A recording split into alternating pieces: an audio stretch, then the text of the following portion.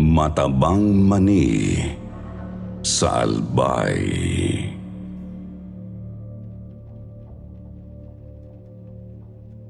Walang nakakaligtas sa karma.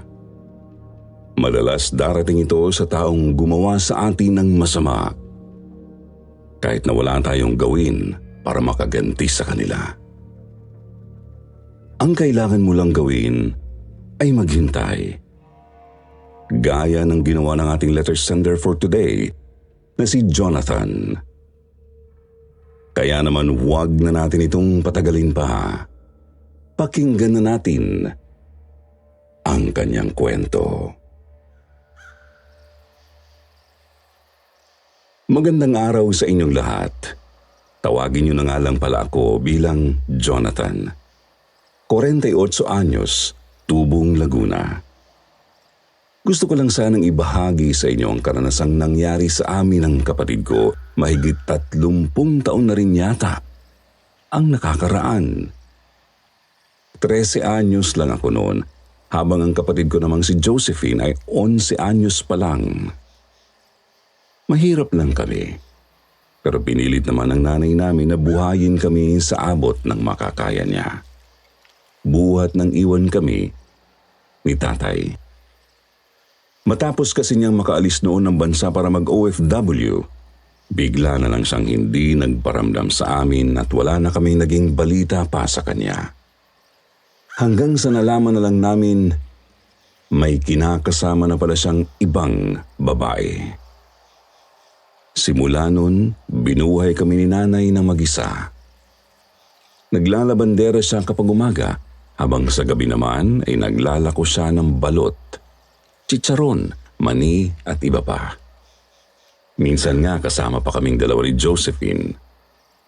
Pero kahit na ganun ang buhay namin noon, masaya kami. Kahit iniwan kami ni tatay, masaya kami. Hanggang sa hindi namin akalaing mawawala palang bigla si nanay sa amin. Yun na yata ang pinakamalungkot na nangyari sa buhay ko. Ang mawala ang nanay ko sa amin ng kapatid ko sa murang edad lang namin noon. Bigla na lang siyang bumagsak noon habang umiinom ng tubig. Nang dalhin namin siya sa ospital kasama ang isang nagmamalasakit naming kapitbahay, ang sabi ng mga doktor, dead on arrival na raw si nanay. Ruptured cerebral aneurysm daw ang cause ng pagkamatay niya. Tandang-tanda ko pa ang sinabi noon ng doktor. Sanhi raw yun ng napabayaan niyang high blood pressure, pati na rin ng matindi at araw-araw niyang pagpapagod. Hindi namin alam ng kapatid ko kung ano ang gagawin namin noon. Paano na kami ngayon? Ano na ang mangyayari sa amin?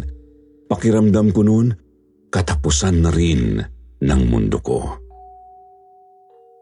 Wala na si nanay, kaya yung galit ko kay tatay noon lalong tumindi. Sabi ko noon sa sarili ko, hindi ko siya mapapatawad kahit na anong mangyari. Wala nang mga kamag-anak ang nanay ko dahil ulila na siyang lubos nang magkakilala sila ni tatay.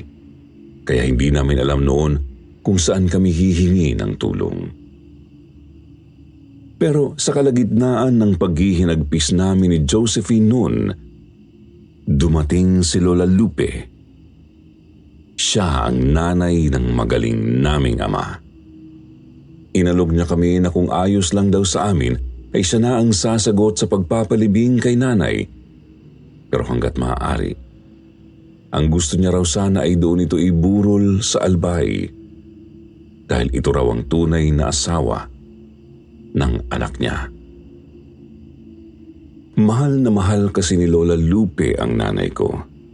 Ito raw ang pinakamabait sa lahat ng naging manugang niya, kaya nga pati siya ay galit din kay tatay. Pumayag kami sa gusto ni Lola dahil wala rin naman kaming iba pang pagpipilian noon. Siya ang nag-asikaso ng lahat, pati ng pagpapauwi ng bangkay ni nanay sa probinsya. Pero hindi kami naging handa ni Josephine, Sir Jupiter. Wala kaming kaalam-alam na pag-uwi pala namin doon ay makikita namin doon si tatay kasama ang kabit niya. Isang babaeng maputi, balingkinita ng katawan, pero palaging pulang-pula ang nguso. Mukhang prostitute kung magdamit dahil halos wala na itong tinatakpan sa katawan niya.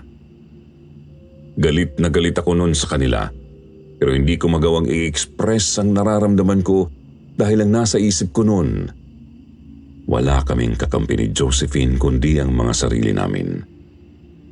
Imposibleng kampihan kami ni Lola Lupe kaysa kay tatay. Anak niya pa rin si tatay. Tutol man siya sa relasyon nito at ng babaeng yun, wala naman siyang magagawa kundi suportahan na lang ito. Ang akala siguro ng tatay ko ayos lang sa amin ang ginagawa niya dahil hindi man lang namin siya nakakitaan ng hiya ni Josephine. Ni hindi siya humingi man lang sa amin ng tawad para sa pang-iiwan niya sa amin.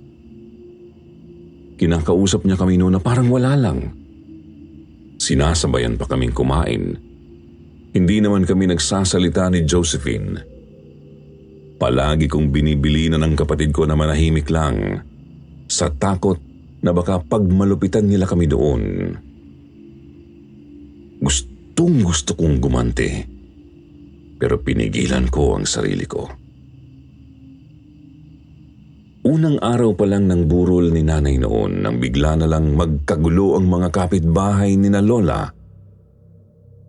May natagpuan daw na bangkay ng babae sa isang bakanting lote malapit dun sa may bundok na hindi rin naman kalayuan sa lugar namin. Halos buto na lang daw ang natira dun sa buong katawan ng babae. Kung meron mang naiwang laman, sabit-sabit na lang yun.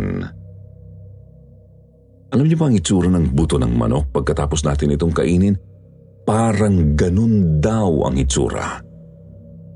May naiwan pang mga litid pero halos ubus na talaga. Para daw itong kinain ng isang mabangis na hayop. Pero parang imposible daw yun dahil may isang parte daw ng katawan nito ang hindi man lang ginalaw ng kung sino man ang pumatay dito. Ayon kasi sa mga nakakita, doon daw sa mandang ari ng babae, buong buo pa raw yun. Wala man lang ni kapirasong galos para bang sinadya daw yung itira ng pumatay dito.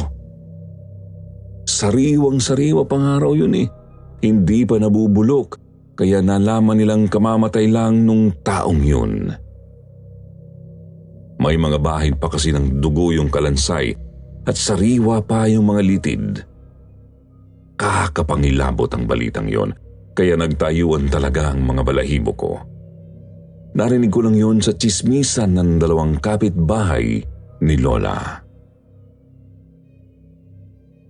Ikalawang gabi ng lamay ni nanay, nakita kong dumalaw yung dalawang kapitbahay ni Lola na narinig kong nagchichismisan kahapon tungkol dun sa natagpuang bangkay. Hanggang sa burol ni nanay, yun pa rin ang usapan nila. Naiintindihan ko kasi kahit papaano ay marunong namang kaming makaintindi ni Josephine ng salitang Bicol. Tinuruan kami ni nanay noong nabubuhay pa siya. Bicolana rin kasi siya at dito rin sila nagkakilala ni tatay sa Albay. Dinig na dinig ko ang usapan ng dalawang tsismosang yon habang nagsiserve ako ng mga pagkain noon sa mga nakikipaglamay. Isa sa kanila ang nagsabi na malaki raw ang hinala niyang hindi lang basta mabangis na hayop ang may gawa nun sa bangkay, kundi isang aswang. Yun daw kasi ang sabi ng asawa niyang taga-Palawan. Kilala raw kasi dun sa isla nila ang uri ng aswang na ganun ang pamamaraan ng pagpatay. Ang tawag daw sa uri ng aswang na yun, mangalok. Isang uri ng aswang na nambibiktima ng mga buntis, bata at mga taong may sakit. Ang mga ganitong uri daw ng aswang, puro sila mga babae. Kaya kapag babae rin ang kanilang binibiktima, hindi nila kinakain ang ari nito. Biglang nagtanong ang kausap nitong tsismosa, bakit daw ganun kung pumatay ang mangalok? Ang sagot naman ng isa, yun daw ay dahil nababahuan ang mga mangalok sa sarili nilang pagkababae. Sila raw kasi mismo hindi makatagal sa amoy ng ari nila. Sobrang panghiraw kasi nun, amoy malansa pa. Umaalingasaw daw ang amoy nun kahit saan sila magpunta. Isa pa, hindi nila kinakain ang parting yon ng biktima nila bilang pagpapakita pa rin daw ng respeto sa mga babae. Dahil puro nga lang din babae ang mga mangalok. Pero bukod doon, ang sabi pa ng tsismosang kapitbahay ni Lola, hindi lang daw buhay ang gustong-gustong kinakain ng mga mangalok. Sa totoo lang daw, ang pinakapaborito nilang pagkain ay mga bangkay. Lalo na yung mga bangkay na kamamatay pa lang. Eksakto namang sa pwesto na nila ako noon nagsaserve ng lugaw, kaya sobrang dinig na dinig ko ang sinabi nung ali. Nagulat pa nga ako nang bigla na lang niya akong hawakan sa braso at kausapin. Nagpakilala siya sa akin bilang Manay Delyang. Sabi niya sa akin, bantayan ko raw palagi ang bangkay ng nanay ko at huwag ko raw hahayaang lumapit dito ang aswang. Huwag daw naming pawawalan ng tao ang tapat ng kabaong kahit na wala namang kaming nakikita sa paligid. Sabi niya rin kasi sa akin, ang mga mangalok daw, may kakayahan silang maglaho sa paningin ng mga tao. Nagiging invisible daw ang mga ito, kaya kapag ginusto nilang lumapit sa kabaong ng isang bangkay, ay magagawa nito yun ng hindi napapansin. Madalas daw pinapalitan nito ng katawan ng saging ang bangkay at nilalagyan ng orasyon para hindi mapansin ng mga namatayan na hindi na pala tao ang pinaglalamayan nila. Wala silang kaalam-alam na nanakaw na pala ng mangalok ang bangkay ng mahal nila sa buhay at nilalantakan na sa lungga nito. Sobra akong natakot noon sa sinabi sa akin ni Manay Delyang.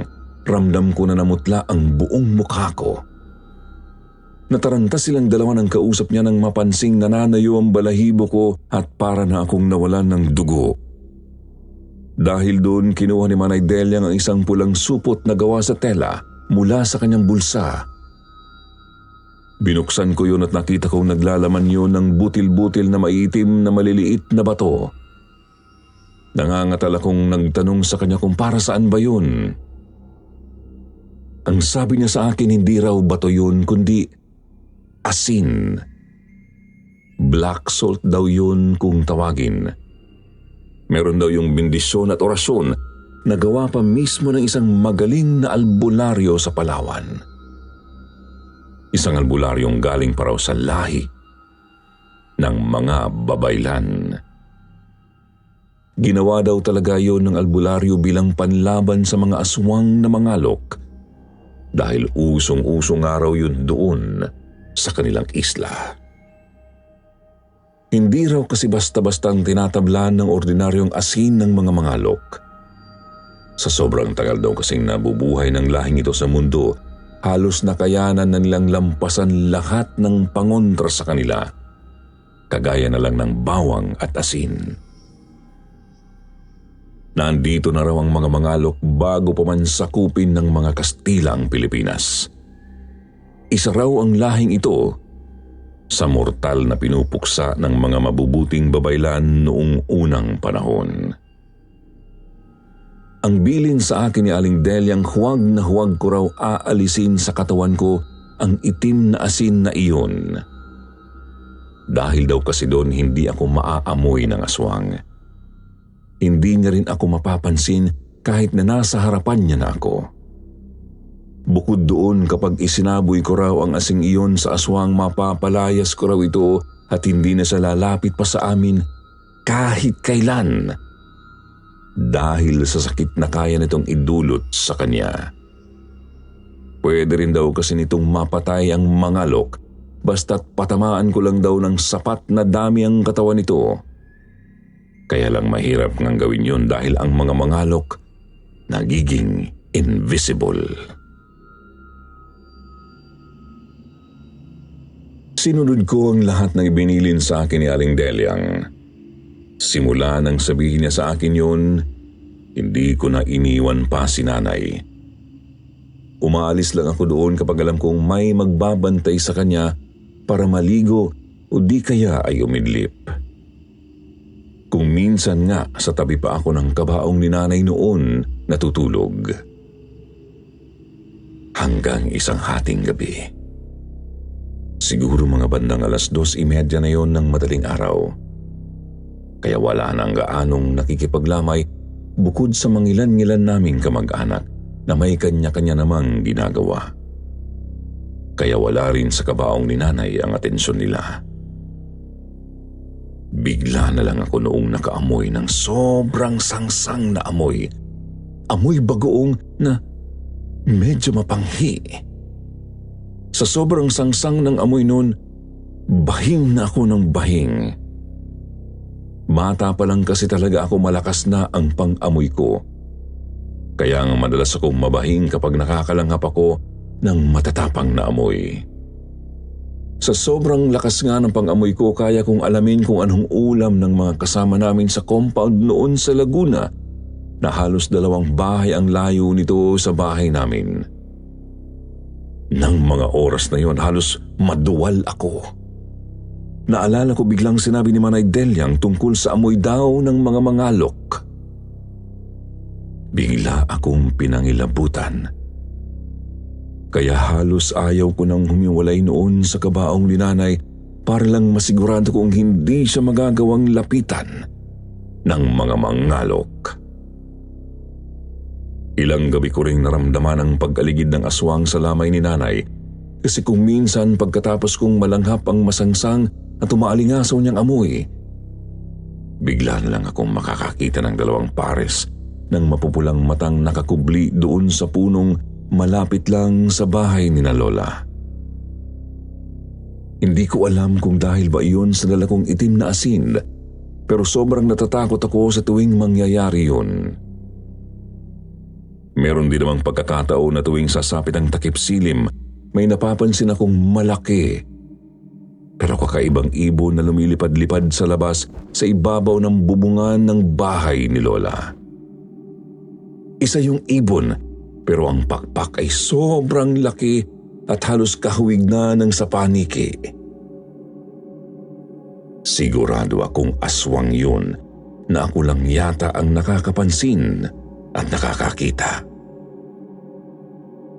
Dahil sa mga pangyayaring yun, ginawa ko ang lahat para lang protektahan ang bangkay ni nanay hanggang sa dumating ang araw ng libing niya.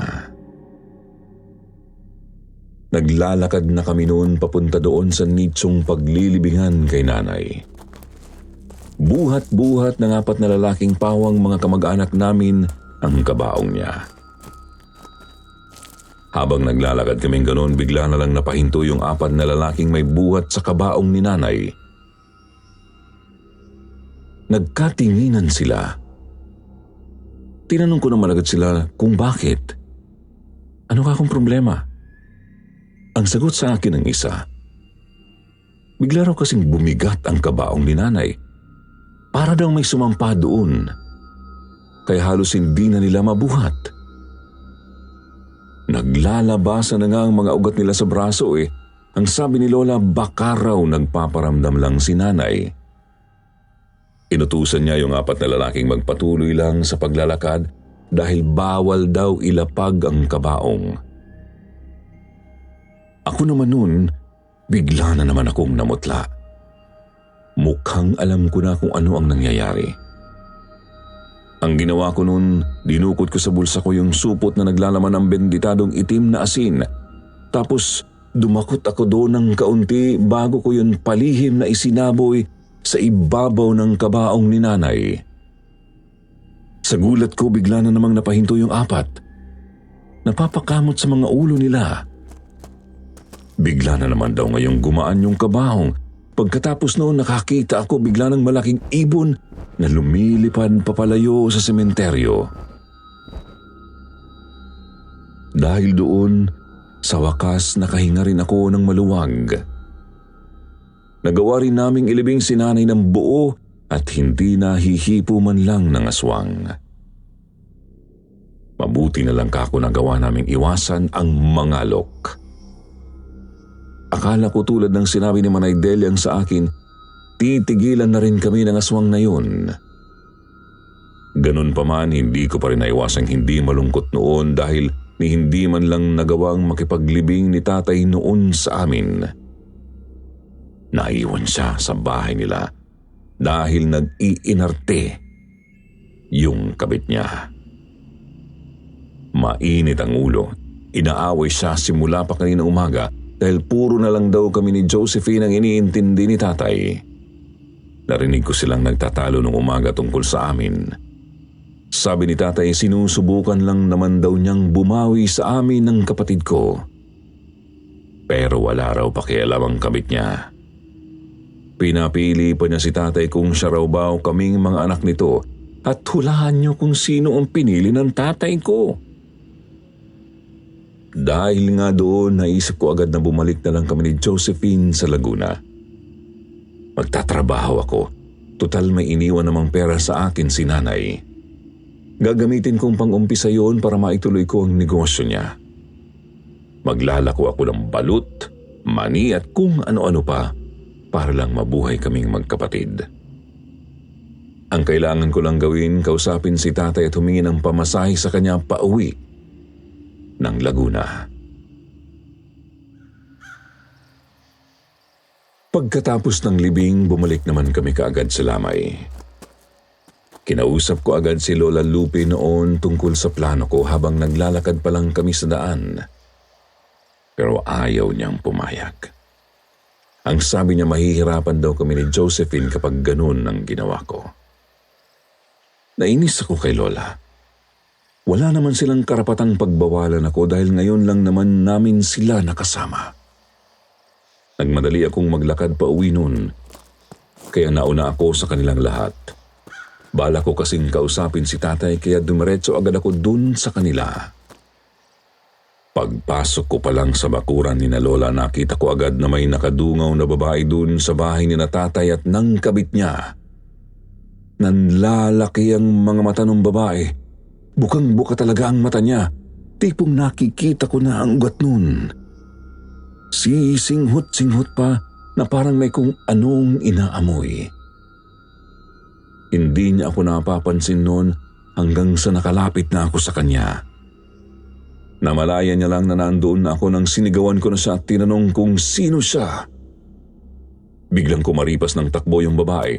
Lilinga-linga sa paligid at parang hinahanap kung sino ang tumawag sa kanya. Nagtaka naman ako pero hindi ko na lang inintindi yun. At pumasok na lang ako noon sa bahay ni na tatay. Wala akong naabutan doon kundi ang kabit niya. Tinanong ko kung nasaan si tatay pero ang sabi niya sa akin umalis daw para hanapan siya ng mabibilhan ng adobong mani. Tinanong niya ako kung anong kailangan ko. Nakataas pa ang kilay niya na akala mo ako ang walang karapatang tumapak sa bahay ng tatay ko.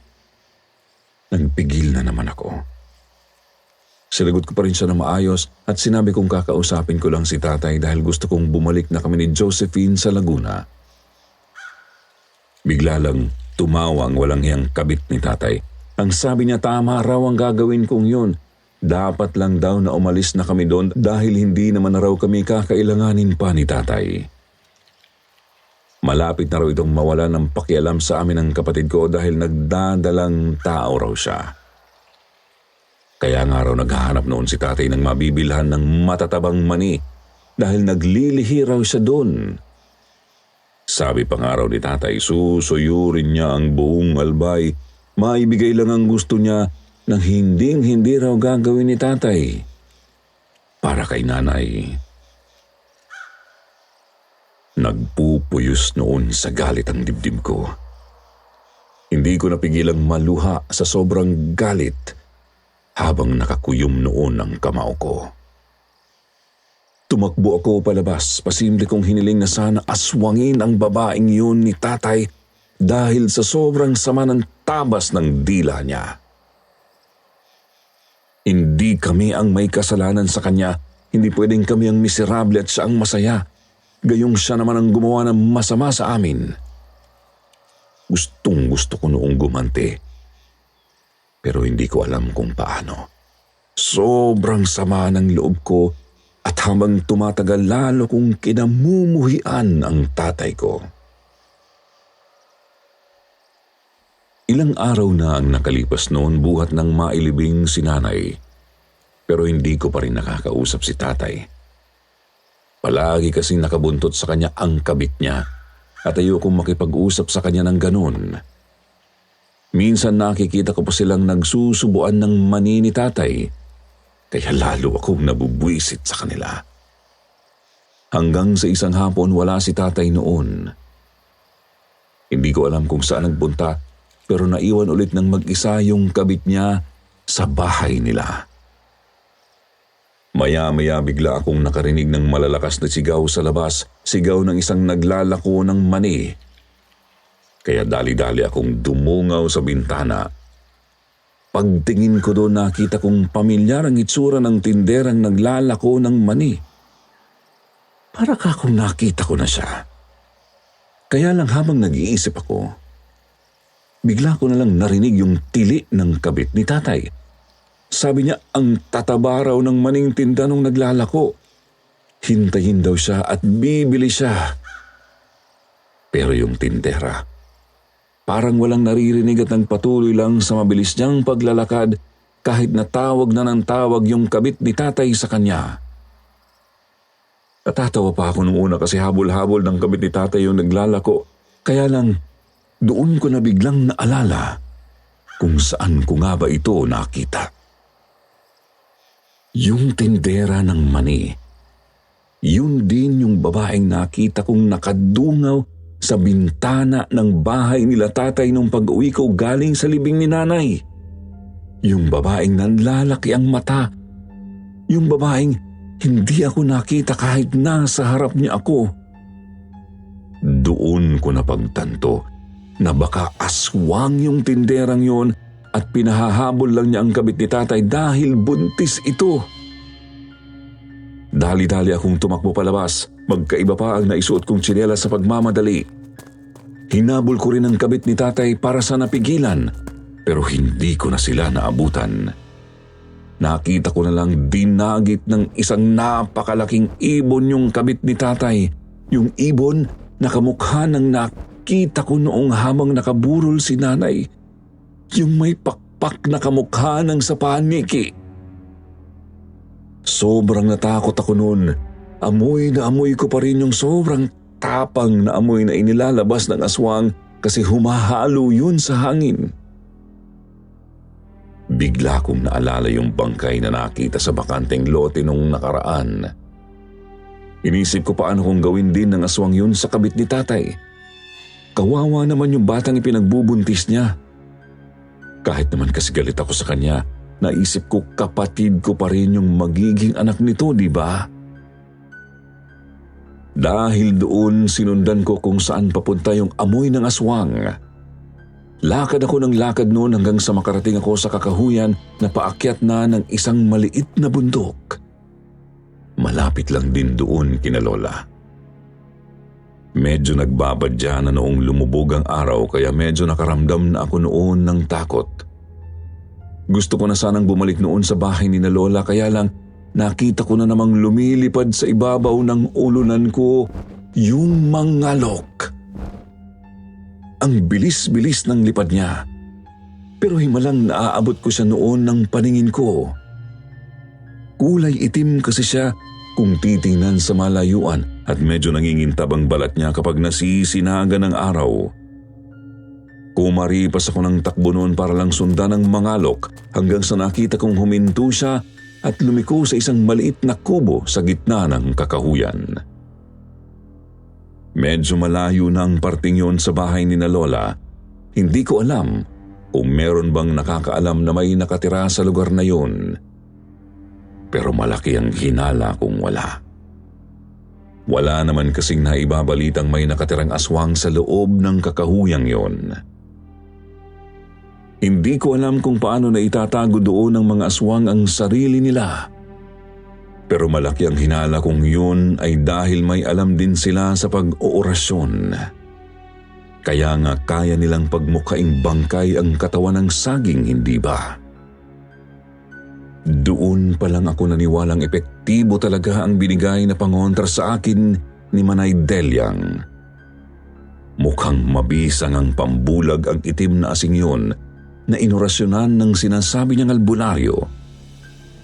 Nasabi ko yun dahil pagkatapos kong malaman kung nasaan ba ang lungga ng aswang na yun, nagawa kong sumilip doon sa kubo nila.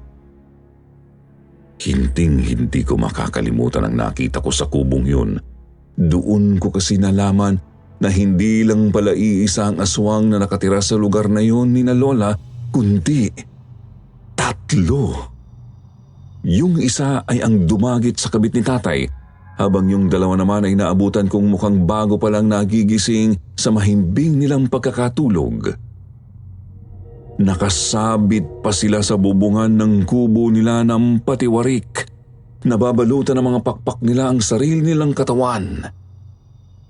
Yung buhok nila, sobrang haba at halos tumatakip na yon sa buong mukha nila, kaya ang nakita ko lang ay yung nanlilisik na mga mata ng isang aswang na bigla na lang nagmulat. Ang buong akala ko pa nga nun nahuli na nila ako. Sigurado kasi talaga akong nagkatinginan kami ng aswang na yun. Dahil nga doon dumagundong ng husto ang dibdib ko na halos naririnig ko na yon sa magkabila kong tenga. Biglang suminghot-singhot yung 2 aswang na bagong gising lang noon at kabababa lang mula sa pagkakatiwarik nila. Lalo akong nanigas dahil sa takot na baka ako ang naaamoy ng mga yun. Mabuti na lang bigla silang kinausap nung aswang na nagtitinda lang kanina ng matatabang mani na gustong-gusto pa man ding kainin ng kabit ni tatay. Ang asabi ng aswang na yun sa mga kasamahan niya, huwag na raw mag-abala pa ang mga ito dahil nakahanap na siya ng hapunan nila. Mukhang sasapat naman na raw ang babaeng yun sa kanila dahil buntis naman daw ito. Ilang araw na raw talaga niyang tinitiktikan ang kabit ng tatay ko at kanina lang siya nakakuha ng tiyempo. Nalaman niya raw kasi na naglilihi pala ito sa mani kaya yun ang ginamit niyang pampain dito. Walang malay ang kabit ni tatay nang ihiga ito ng aswang sa isang mahabang mesang gawa sa kahoy.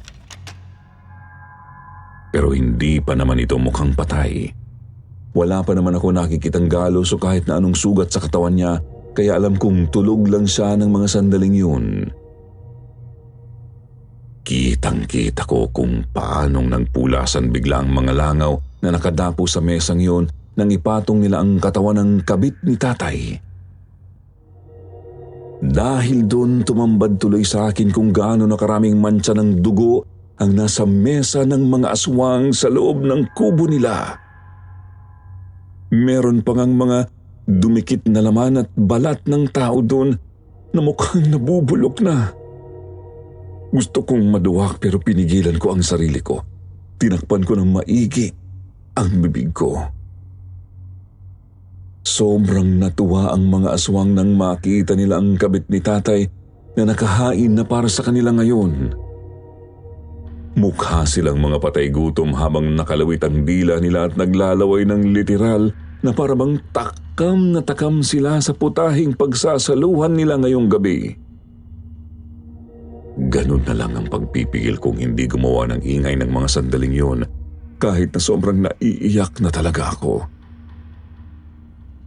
Hindi ako pinalaking duwag ni nanay pero ng mga sandaling yun talagang nangatog ako ng todo sa takot.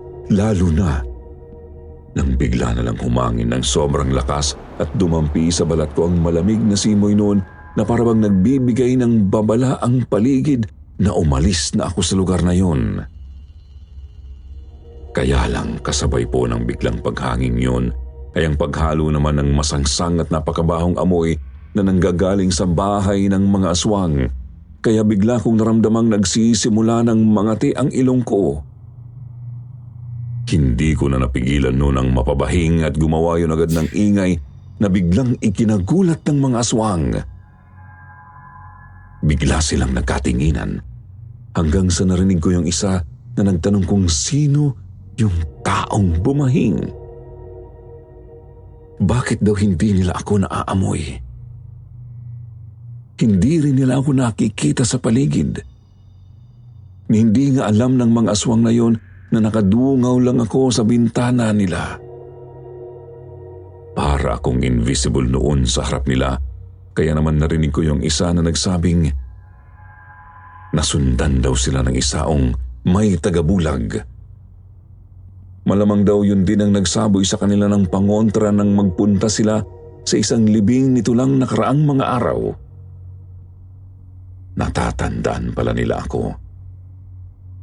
Kaya lalo akong natakot.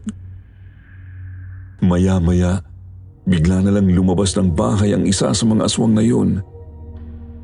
Ang lakas pa ng pagkakabukas nito ng pintuan, kaya napaatras ako.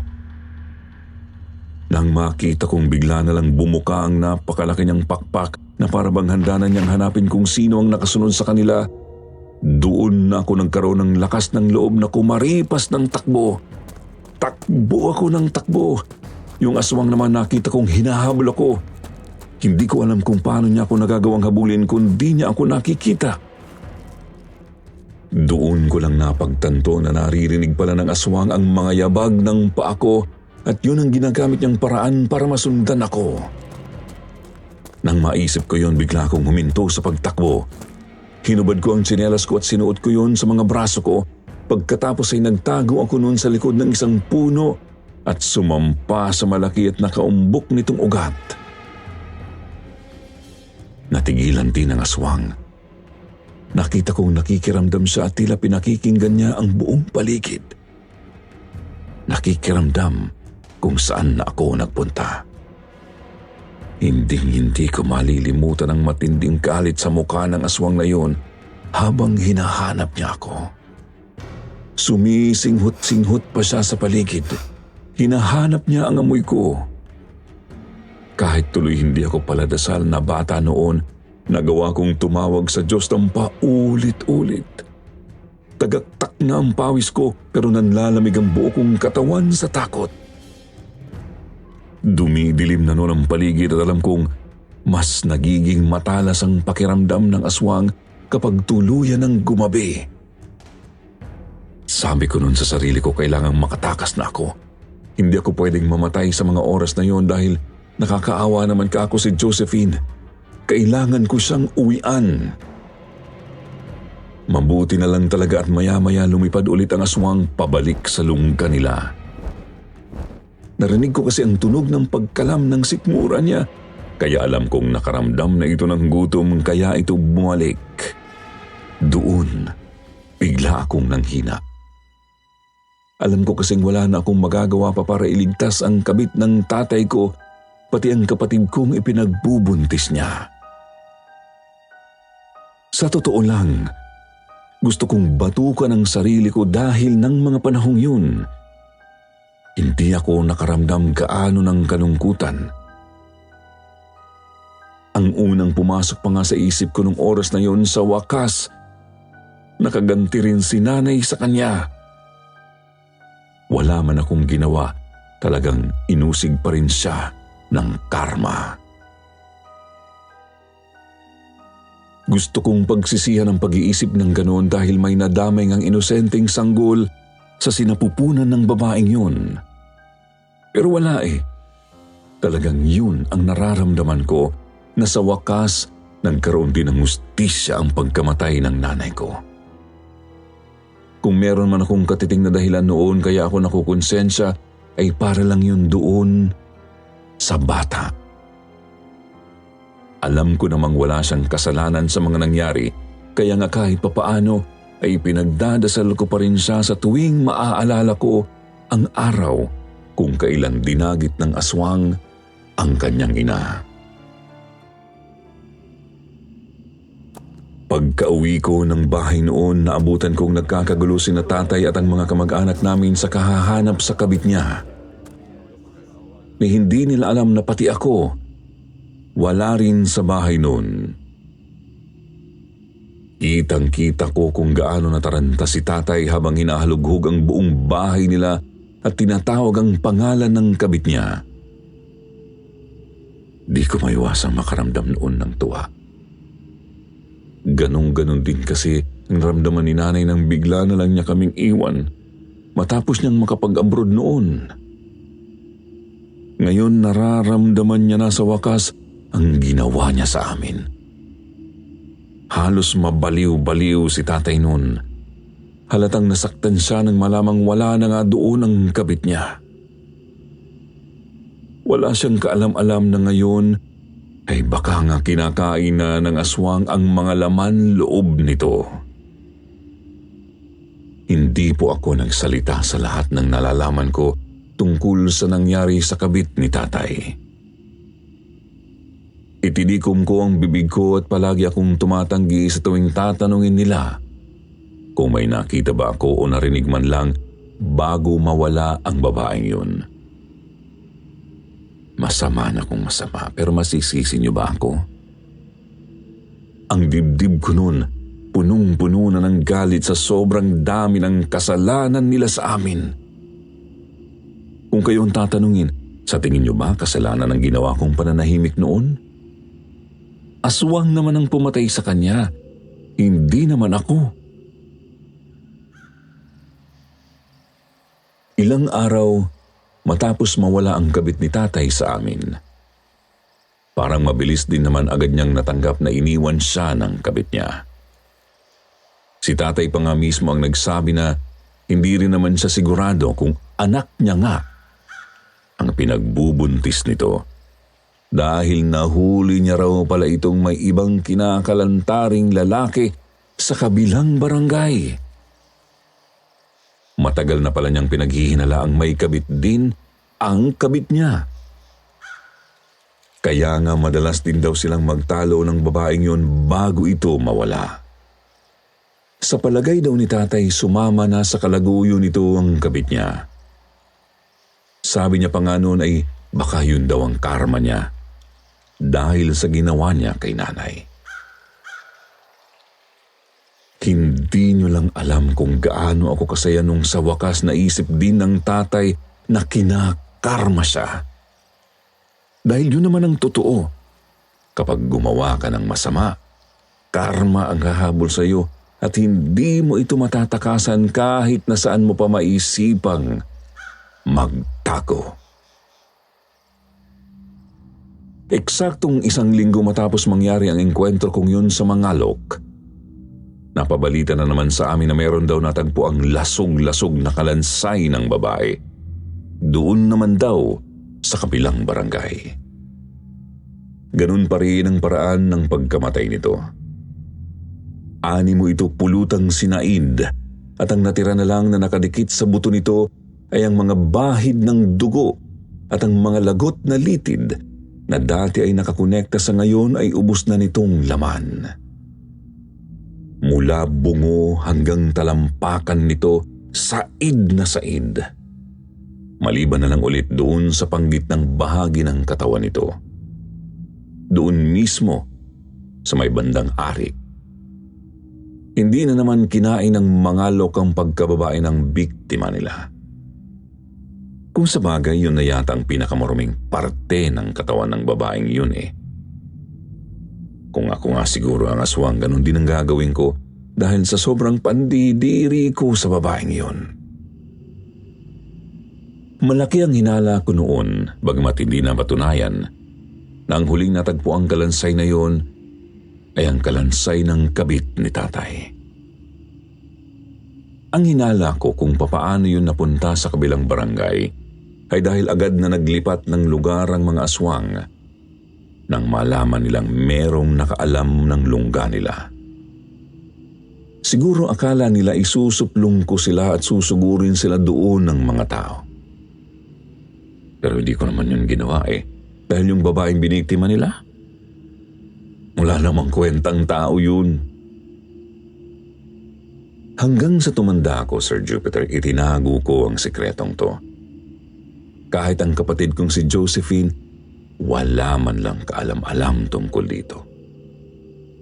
Ni hindi niya alam na habang nagluluksa pala siya ng mga panahong yun, ay kung ano-anong kababalaghan na ang nararanasan ko. Kahit si tatay, walang naging ideya dito. Matapos ang lahat ng nangyari noon, sinubukan naman ni tatay na makipagbati sa amin ng kapatid ko. Ginawa niya ang lahat. Binigay niya ang lahat ng luho namin para lang mapatawad namin siya. Talagang matigas na ang puso ko noon 2 taon lang kaming nanatili ng kapatid ko sa poder ng lola ko noon sa Albay. Nang mag-16 ako, itinakas ko si Josephine at umuwi kami ng Laguna. Ako ang naghanap buhay noon para sa aming dalawa habang pinagsasabay ko ang pag-aaral ko sa high school. Total ka ako 1 taon na lang naman at gagraduate na ako. Tinis ko na ang lahat ng hirap. Pagka-graduate ko ng high school, naghanap agad ako ng trabahong may mas malaking kita at pinag-aral ko si Josephine ng kursong education sa kolehiyo. Hindi ko alam kung paano ko nagawa, pero napagtapos ko ang kapatid ko, tapos sakalang ako bumuo ng sarili kong pamilya. Alam ko maraming maiinis sa akin dahil dito sa aaminin ko, pero hanggang sa namatay ang tatay ko, hindi ko talaga nagawang mahanap ang kapatawaran sa puso ko. Hindi ko kayang kalimutan ang nangyari kay nanay. Hindi ko kayang kalimutan ang naging paghihirap namin dahil sa kanya. Hanggang sa namatay si tatay, itinago ko rin sa kanya ang sikreto tungkol sa tunay na nangyari sa kabit niya. Wala akong pinagsisisihan doon dahil sa tingin ko talaga ay tama lang yun. Yun ang dapat na mangyari sa kanya dahil nanira siya ng isang masaya naman sanang pamilya noon. Ngayon, magta-3 taon na ring patay ang tatay ko pero hindi ko na siya magawa pang dalawin sa puntod niya sa Albay. Nagdesisyon kasi ang mga kapatid niya na doon na lang siya ilibing katabi ng puntod ni nanay. Hindi kami nag-usap hanggang sa huling sandali ng buhay niya. Nagkaroon din naman siya ulit ng ibang asawa at mga anak pero nawalan na talaga ako ng pake sa kanya. Kahit hanggang ngayon, wala akong maramdamang pagsisising hindi kami nagkapatawaran bago man lang siya nawala. Gusto ko mangipilit sa sarili ko kung minsan napatawarin na ang tatay ko, hindi ko magawa. Kaya sana magsilbing aral ito sa lahat ng tatay dyan na nakikinig din sa channel na ito. Kung ayaw niyong matulad sa tatay ko, umayos kayo. Ngayong tatay na rin ako, alam ko kung gaano kasakit na kamuhian ka ng anak mo at isumpa ka hanggang sa huling hininga mo. Sa ngayon ay dito ko na tinatapos ang sulat kong ito, Sir Jupiter. Sana ay magustuhan niyo ito at mapiling basahin sa inyong channel sa mga susunod na araw.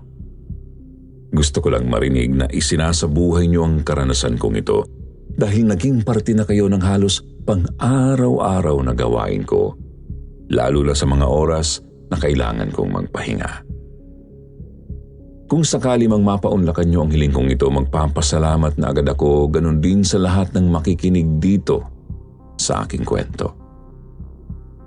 Muli, ako po si Jonathan. Magandang gabi sa inyong lahat at patnubayan sana tayong lahat ng Panginoon.